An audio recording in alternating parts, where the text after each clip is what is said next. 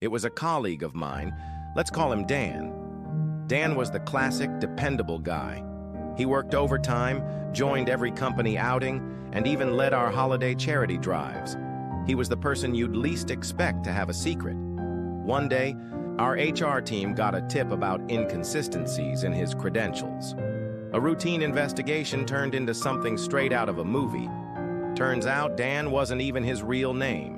His actual identity was tied to a criminal history he had been hiding. For over a decade, he had spent 3 years in prison for embezzlement, and his entire persona at work was carefully crafted to escape that shadow.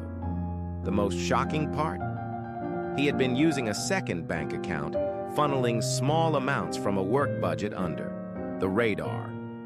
When confronted, he calmly said, "I knew you'd catch on eventually," like it was all part of some grand plan. Dan disappeared before the police could intervene. Later, we found out he had been leading a second life as a consultant for a rival firm, using insider info from our company to pad his earnings. The betrayal stung, but what stuck with me was how flawlessly he played both roles. To this day, his name is a cautionary tale at the company.